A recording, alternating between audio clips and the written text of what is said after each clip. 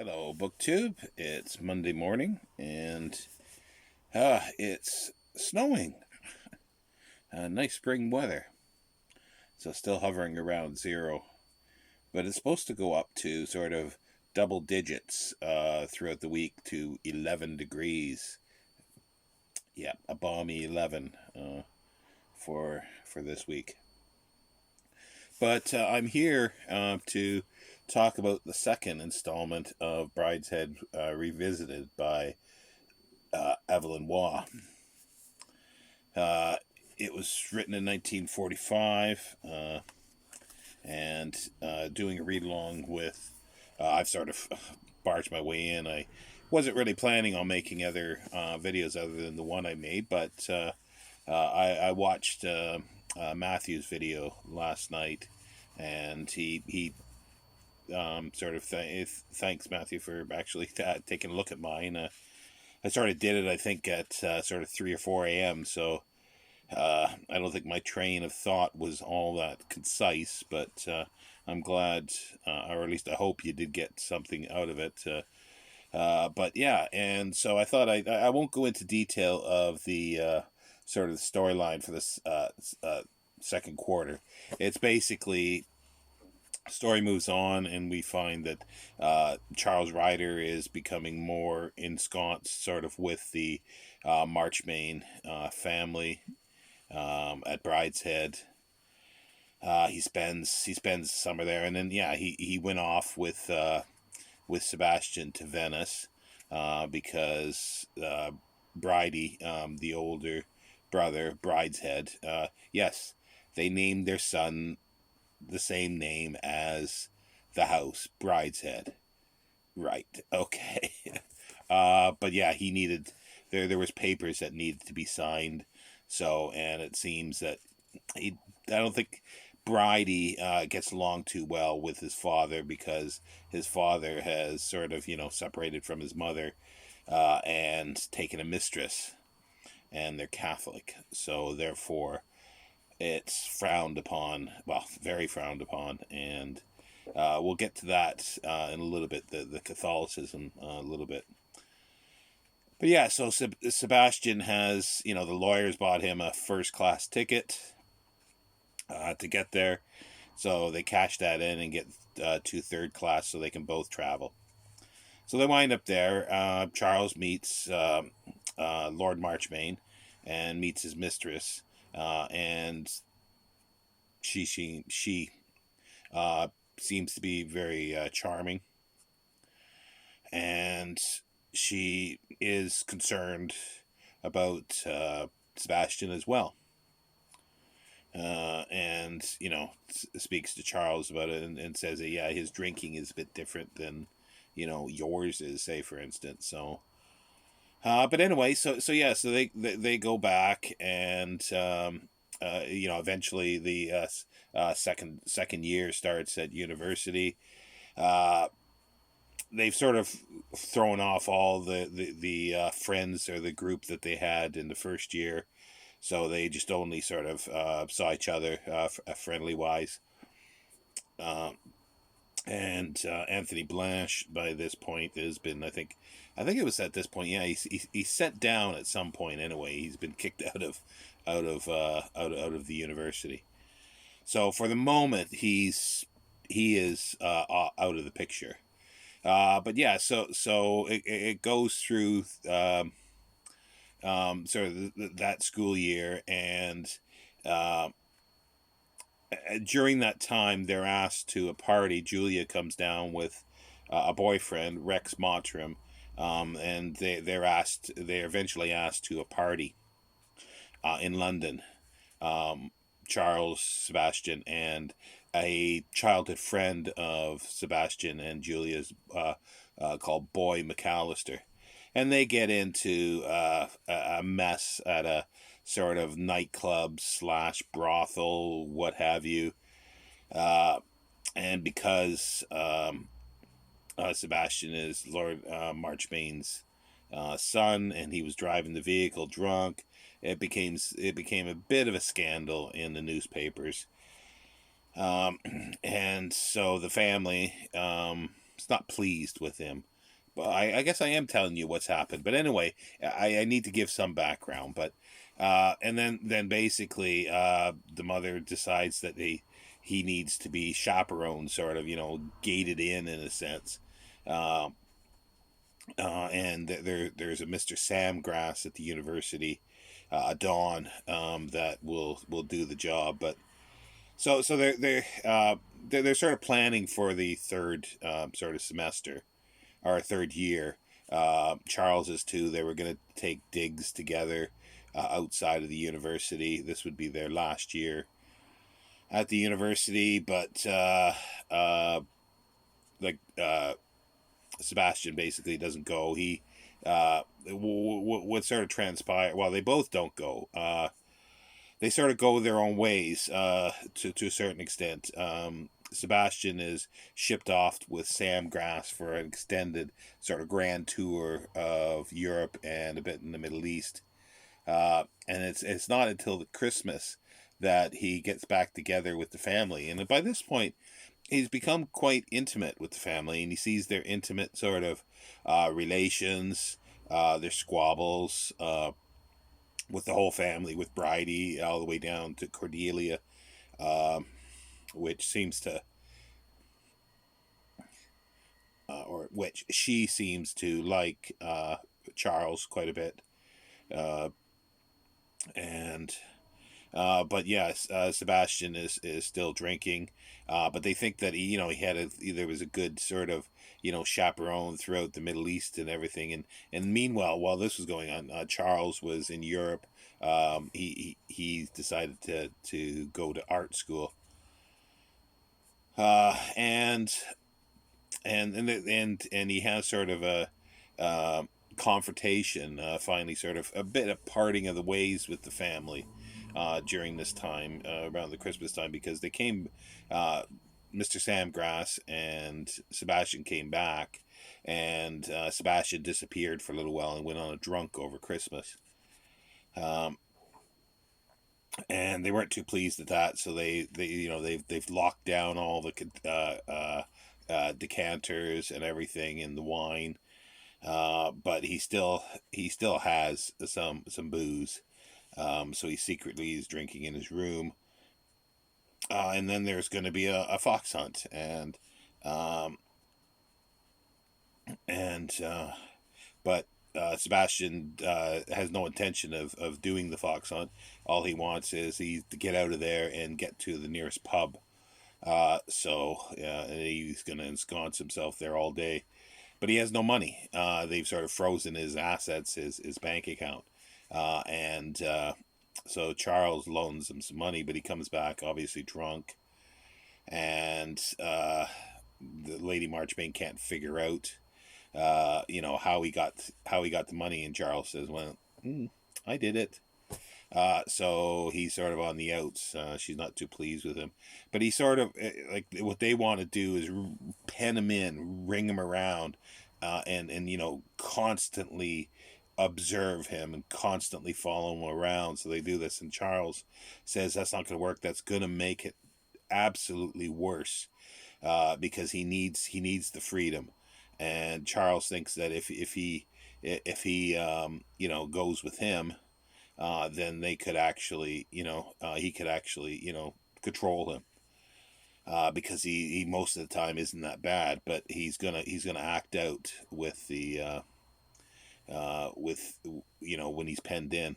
But because while he was in Europe, unbeknownst to the family, he sort of scarpered. He jumped ship from Sam Grass, when I think he met, it was the Anthony Blanche again, and they just sort of traveled around, met up before coming home.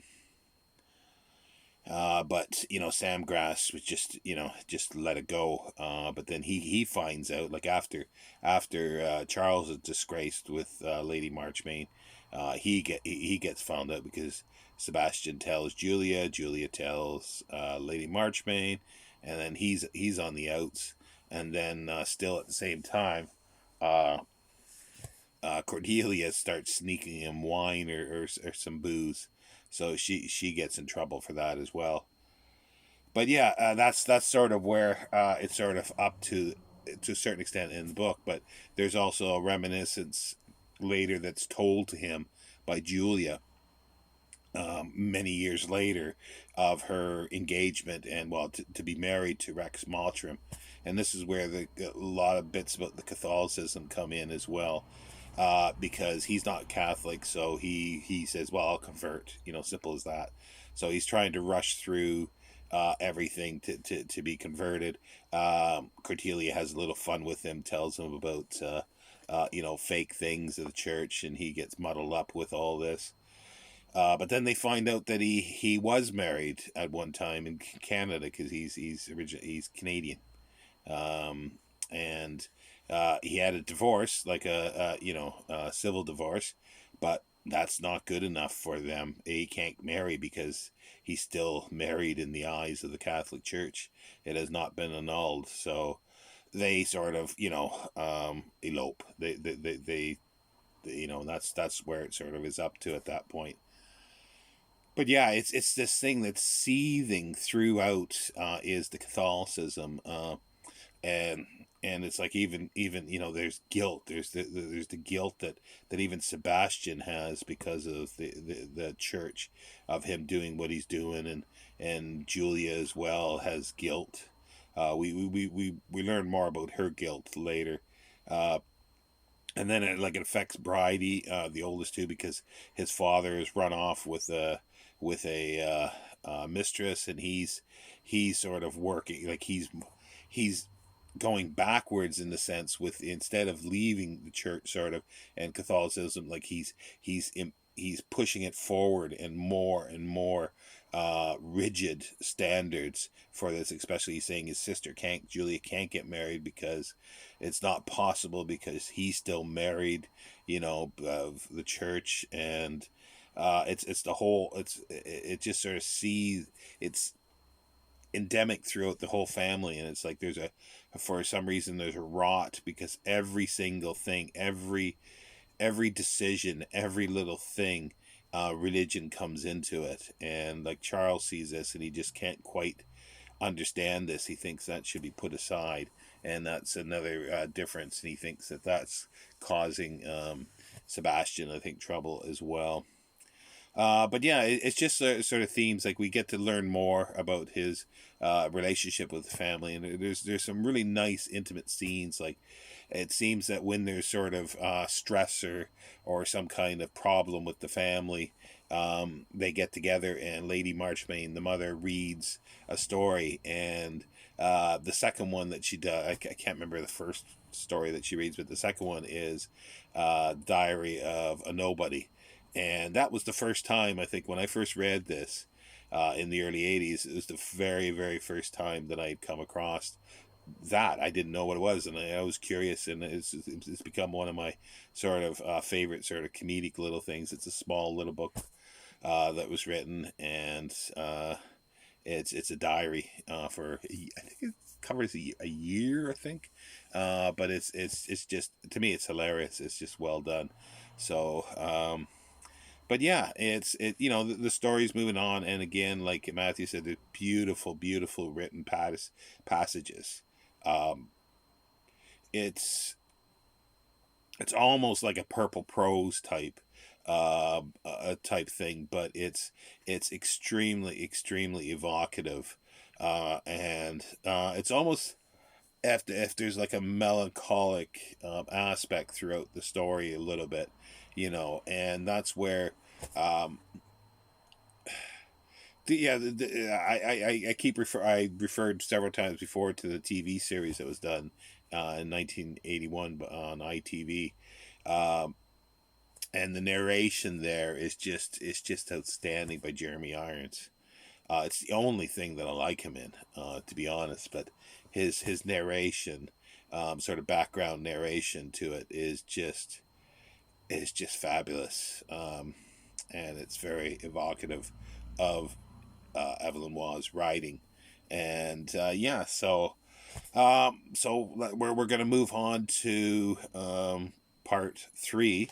I'm sort of, I think, a little bit ahead, because my I've got 200 pages left, I think. to it. Because mine, for some reason, is 450 pages. This is double space, so it was difficult to find out where a quarter was. So I went a little ahead. So I've got 100 pages to read this week. And yeah, and if you're watching it, I hope you're watching it. Do watch the series, but if you're reading the book here, I hope you enjoy it. And as Matthew said, that this is the first time he's reading it, and I and Steve has a bit of a disadvantage because we know the whole story, and we can sort of see things in it that are you know that you, a first time reader, may not actually see. But that's the joy of rereading. And that's the thing. So I hope if anybody who reads this and they enjoy it, do reread it at some point. Leave it maybe a few years or a year or two, maybe even a decade, and go back to it. And I think you'll love it that much more, because when I first read it, I loved it. But then I think it was in the early 90s again. So it was like almost, yeah, it was about a decade later that I read it the second time. And I said I really loved it, but I can't really say that it becomes my favorite book until I've done at least a second reading of it. And that at that point it is. And then now this is the third reading, and it's just much more um uh I was going to say better, but it's not. It's not that it's better, but it's just that it's familiar. I it's comfort. It's so well written, and that's and so I do, or like, there's people that I know reading, or I've heard people say, oh, you can't be bothered rereading something. Well, some things, yeah, you don't reread. You can't reread every single thing that you've ever read, but I think you should reread stuff that is your favorite, our favorite books, um, and you just become you understand it in a deeper sense. You begin to see things that you never saw before, because the great thing is, like, when you're reading the first time, a lot of times you sort of focus on the plot, the story, to sort of keep that track as it goes along.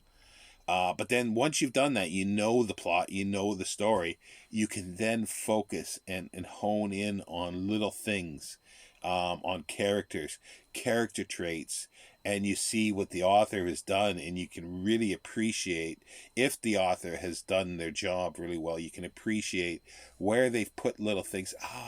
Yeah, because that makes sense now, because that happens here. It's very subtle, and it's just that I love. There's not too many things that I've reread over and over, but I would say there's maybe about 10 or 12 things, and they all are that way. Um, I get a deeper appreciation, a deeper understanding, not only of the story, the characters, but the writer's craft. And at the same time, you can see, the flaws in the writer as well.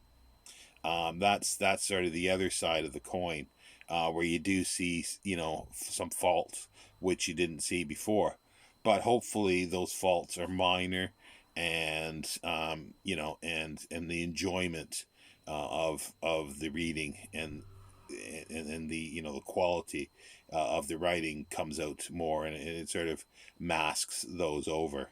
But anyway, take care, BookTube. Yeah, we're up to almost 20 minutes, so I will be back with another video in the next day or two. Take care, BookTube.